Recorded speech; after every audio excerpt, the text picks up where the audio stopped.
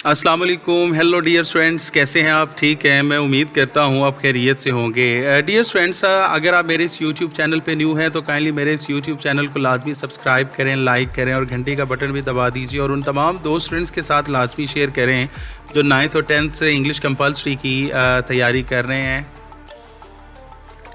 तो आज की इस वीडियो लेक्चर में हम पढ़ेंगे इंग्लिश ग्रामर के पर्सपेक्टिव्स में एडवर्ब। एडवर्ब क्या होता है? आपने वर्ब भी सुना होगा और एडवर्ब भी सुना होगा, तो लिहाजा आज के लेक्चर में हम एडवर्ब को उतनी तफसील से पढ़ेंगे कि जितनी तफसील हमें दरकार है, ताकि हम जो 9th और 10th और मेट्रो क्लास की इंग्लिश है उसमें जो हमारे MCQ सेट होते हैं उन्हें हम मैक्सिमम तरीके से अच्छे मार्क्स हासिल कर सकें। तो इस लेक्चर के अंदर हम दो चीज़ें पढ़ेंगे, वो है तारीफ़, डेफिनेशन उर्दू और इंग्लिश, और इसकी मिसालें। और मिसालें वो होंगी जो आपके पेपर में आनी हैं, लिहाजा ये गेस भी है एडवर्ब और एडवर्ब फ्रेज और एडवर्ब क्लॉज के हवाले से, लिहाजा यही आपने सेंटेंसेस करने, इनके अलावा आपने किसी चीज़ को नहीं करना। तो पहले उर्दू में इसकी कंसेप्चुअल क्लैरिटी ले लेते हैं कि एडवर्ब होता क्या है। एडवर्ब होता क्या है?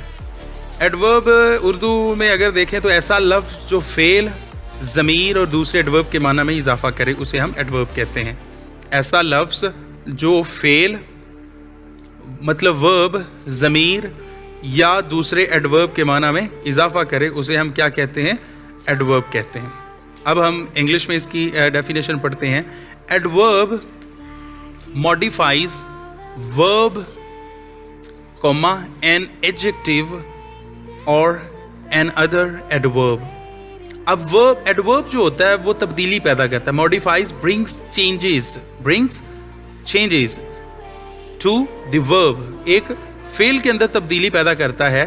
एन एडजेक्टिव, एक एडजेक्टिव के अंदर, एक इसमें ज़मीर के अंदर, इसमें सिफत के अंदर और अनदर एडवर्ब या किसी दूसरे एडवर्ब के अंदर। ये डियर स्टूडेंट्स, ये मैंने पिछली स्लाइड इस वजह से निकाली, ये आपने ठीक कर लेना है। ये ज़मीर नहीं है, ये इसमें सिफत है। ये क्या है? इसमें सिफत मतलब फेल के माना में, ज़मीर नहीं, इसमें सिफत के माना में, एडजेक्टिव के माना में, ठीक है, और एडवर्ब के माना में। तो ये आपने दुरुस्त कर लेना है, ठीक है। मॉडिफाइज वर्ब एंड एडजेक्टिव और अनदर एडवर्ब। तो अब हम मिसालें देखते हैं। और डियर स्टूडेंट्स, ये मिसालें वही हैं जो आपके पेपर में आनी हैं, लिहाजा आपने इन्हें अच्छे तरीके से अंडरस्टैंड करना है, कंप्रीहेंड करना है और इनकी ज़्यादा से ज़्यादा मश्क करने के बाद इन्हें मेमोराइज़ कर लेना है, ठीक है। तो चलिए देखते हैं, सेंटेंस पढ़ते हैं। अली रैन, भागा। कैसे भागा? क्विकली। अब आपको पता है कि जो एडवर्ब है वो किसके माना में इजाफा पैदा करता है? सबसे पहले वो वर्ब के माना में इजाफा पैदा करता है।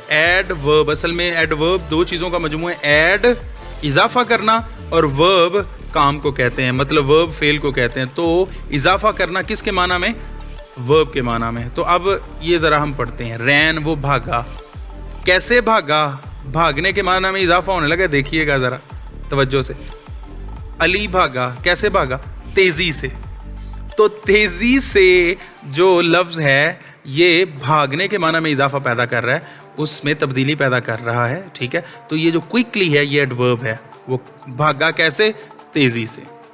नेक्स्ट वर्ड है द पिजन। कबूतर जो है फ्लाइज, वो उड़ता है। स्विफ्टली, कैसे? तेज़ी से, एट अ ग्रेट स्पीड। तो फ्लाइज उड़ता है, कैसे उड़ता है? स्विफ्टली, तेज़ी से, ठीक है जी। आपको पता है गाड़ी का नाम भी स्विफ्ट है, हाँ, शो करके जाते हैं। चलें जी, स्विफ्ट से स्विफ्टली। नेक्स्ट देखते हैं। ही बिल्ट हिज हाउस। बिल्ट, क्या किया उसने? तामीर किया। कहाँ पर तामीर किया? देयर, एट दैट प्लेस, उस जगह पर। तो बिल्ट काम है, ठीक है, उसने तामीर किया। किस जगह पर किया? देयर, तो ये एडवर्ब है, ठीक है। नेक्स्ट है शी, वो स्पोक, बोली या बोलती थी। एलोक्वेंटली, मतलब मुसलसल, फ्लुएंसी के साथ, फसाहत व बलागत के साथ। वो फसाहत व बलागत के साथ बोली। तो बोली कैसे बोली? एलोक्वेंटली, एडवर्ब ऑफ मैनर आ गया, ठीक है। ये एडवर्ब्स में भी काफ़ी सारी टाइप्स हैं, ठीक है, लेकिन आज हमने जस्ट इस लेक्चर में एडवर्ब के मुतल्लिक ही पढ़ना है कि एडवर्ब ऐसा लफ्ज़ है जो किसी भी वर्ब के माना में, किसी भी एडजेक्टिव के माना में या किसी दूसरे एडवर्ब के माना में चेंजेस या इजाफा करता है। जैसे नेक्स्ट सेंटेंस देखते हैं, डिड सारा बिहेव वेल। डिड सारा बिहेव, क्या सारा ने सलूक किया। अब कैसा सलूक किया? वेल, अच्छा सलूक किया। क्या सारा ने अच्छा सलूक किया? तो जो वेल है ये क्या है? एडवर्ब है। नेक्स्ट देखते हैं, दे रेस्टेड, उन्होंने आराम किया। आराम किया, तो आराम किया कैसे किया, कहाँ किया, किस वक्त किया, कब किया, ये जो भी अल्फाज आएंगे वो चूंकि आराम करने के माना में इजाफा पैदा करेंगे, लिहाजा ये क्या होंगे? ये एडवर्ब होंगे। At sunset. और आपको मैं ये बताता चलूँ कि एडवर्ब ऑफ प्लेस होता है, एडवर्ब ऑफ टाइम होता है, एडवर्ब ऑफ फ्रीक्वेंसी होता है, एडवर्ब ऑफ मैनर होता है। ये को 8, 10, 12 किस्म के एडवर्ब्स का कमोबेश होंगे। बहरहाल अभी मैं गिन नहीं सकता कितने हैं, ये जब हम आगे ग्रामर पढ़ेंगे तो उसमें हम इंशाअल्लाह अज़ीज़ डिटेल से पढ़ेंगे। अब इसमें देखते हैं, ही वर्क्स, वो काम करता है। अब वो काम करता है तो कैसे काम करता है?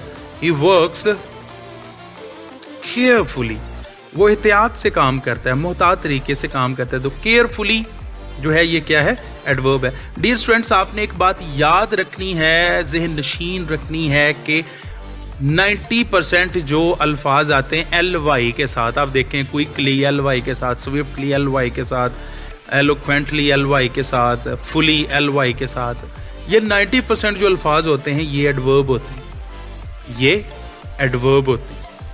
नेक्स्ट देखते हैं, ही ट्राइड, उसने कोशिश की, मतलब काम है ना, वर्ब है। ट्राइड, कोशिश की, काम किया। कैसा, कैसे किया? हार्ड, सख्त, ठीक है, कैसा।